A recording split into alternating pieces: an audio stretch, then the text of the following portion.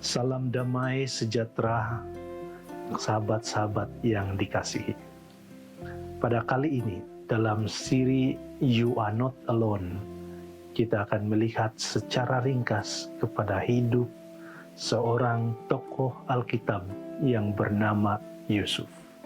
Yusuf adalah anak Yakub, anak yang dikasihi, anak yang dimanjakan, tetapi pada umurnya sekitar 17 tahun, dia telah mengalami satu tragedi yang begitu menyakitkan.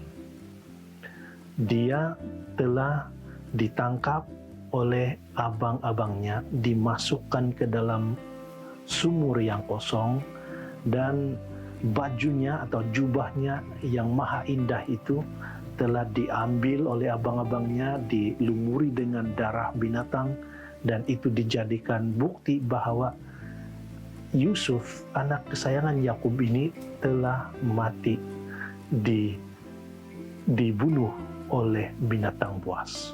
Padahal Yusuf telah dijual kepada saudagar Ismail. Dan di situ dia dibawa ke Mesir dan dijual sebagai hamba. Satu kehidupan yang sukar, umur 17 tahun. Dia menjadi hamba di rumah Potifar, dan kemudian dia berjaya di sana karena kejujuran dan karena berkat Tuhan. Dia diberikan amanah yang besar menjaga seluruh rumah Potifar. Namun karena dianiayai oleh istri Potifar yang coba menjatuhkan dia, Yusuf sekali lagi menemukan dirinya berada dalam keadaan yang paling rendah.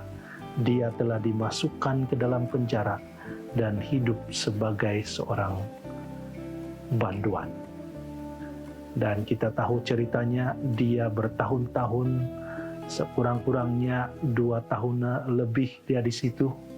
Dan kemudian Firaun telah memanggilnya untuk mentafsirkan mimpi yang tidak dapat ditafsir oleh orang-orang bijak pandai di Mesir. Firaun apabila mendengar maksud mimpi atau tafsiran mimpi yang diberikan oleh Yusuf, dia begitu impress atau terkesan, dan dia katakan tidak ada lagi yang lain yang layak untuk menjadi Perdana Menteri, seorang pemimpin yang begitu penting dalam kerajaan Mesir, selain daripada orang ini, yaitu Yusuf, seorang banduan. Dan kita tahu ceritanya, Yusuf menjadi pemimpin yang luar biasa, memastikan Mesir dalam keadaan yang terbaik dari segi ekonomi dan kebajikan rakyat. Dan pada ketika musim kemarau dan kebuluran melanda seluruh dunia, di Mesir masih ada lagi bekalan makanan yang berlimpah-limpah.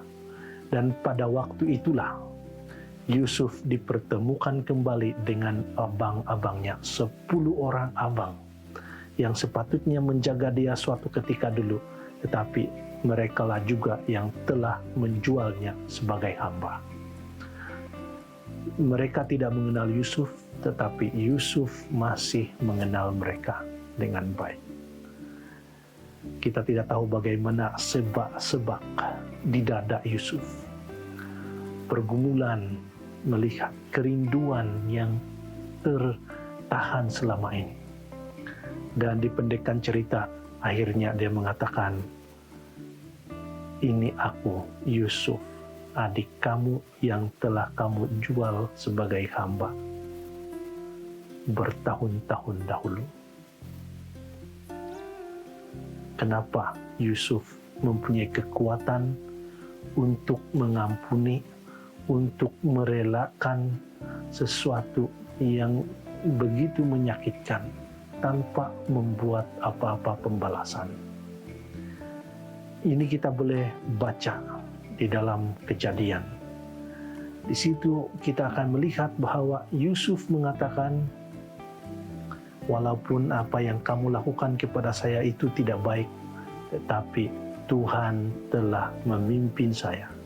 Inilah Tuhan telah menggunakan peristiwa itu untuk menghantar saya lebih dahulu supaya keluarga kita dapat diselamatkan daripada kelaparan ini.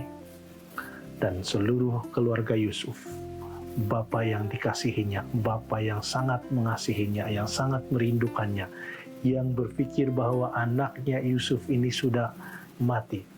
Kini dia bersemangat untuk hidup lagi dan dia datang ke Mesir, dan di sana seluruh keluarga Israel itu berkumpul dan di situ mereka menjadi sebuah bangsa yang besar. Apa yang kita pelajari dari hidup Yusuf? Yusuf percaya bahwa Tuhan menyertainya. Karena dia percaya bahwa Tuhan menyertainya, dia sanggup untuk meredahi, mengharungi segala cabaran. Dia sanggup untuk tetap melakukan yang terbaik walaupun pada waktu dia disakiti. Yusuf, you are not alone. Mungkin kita pernah mengalami waktu-waktu di mana kita down, tapi ingat cerita Yusuf. Tuhan sentiasa menyertai kita. You are not alone.